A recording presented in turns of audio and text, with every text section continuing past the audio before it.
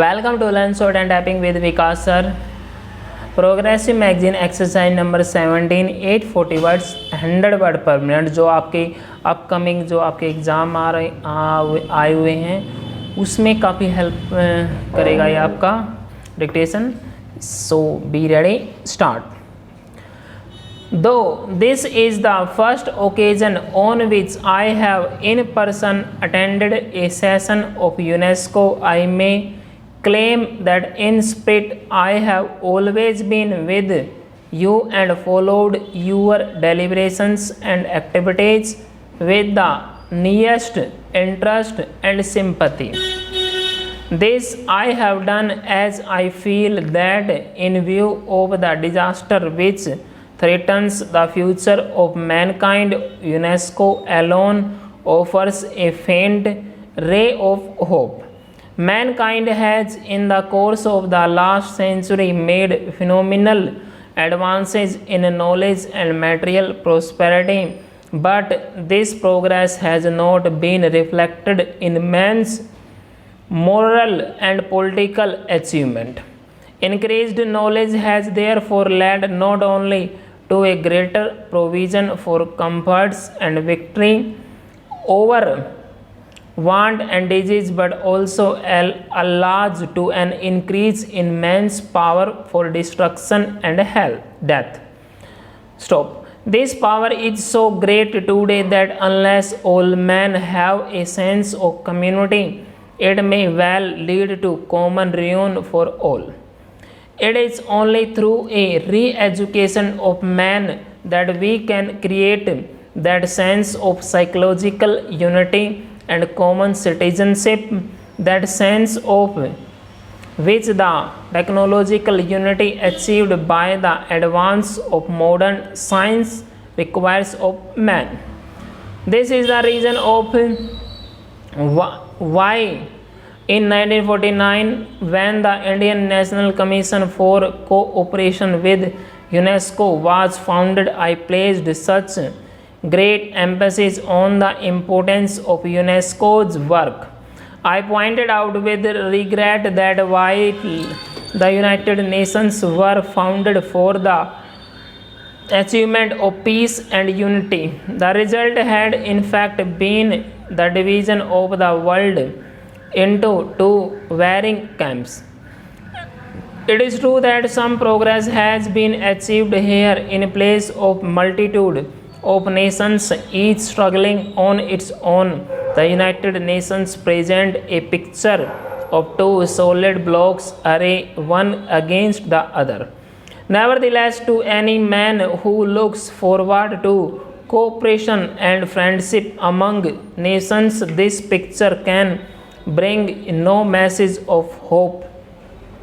It seems that the only hope lies in UNESCO, which asks to achieve unity in the field of education, science, and agriculture, even among those who are politically divided. I feel that if UNESCO could achieve its objectives and create understanding between different nations on the cultural plan, there is hope that with time the cultural understanding would make itself felt in the economic and political fields also. In the course of the last 2 years, my hope in UNESCO and my apprehensions about the United Nations have both increased. Full stop. It is true that UNESCO is barely half a dozen years old, but these few years have been of immense significance for the future of man. This period has revealed features in our political and intellectual attitudes which, unless they are checked on time, may well involve the whole of humanity in one common run. It is therefore necessary that we should attempt to evaluate what UNESCO has done during these turbulent years and survey its past achievement so that we can map out with greater confidence the course of its future action. Next para. The aim of UNESCO is to bring nations together, though education, science, and culture. Ever since its foundation, UNESCO has yearly passed resolutions and adopted programs to achieve that end.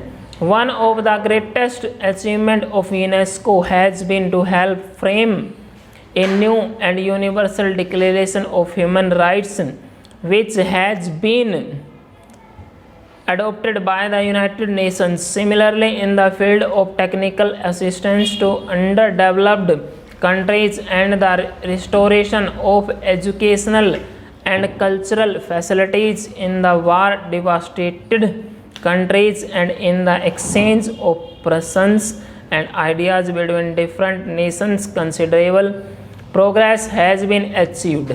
Even more important is the project which UNESCO seeks to adopt for the provision of fundamental education to immense areas of the world as yet without adequate facilities.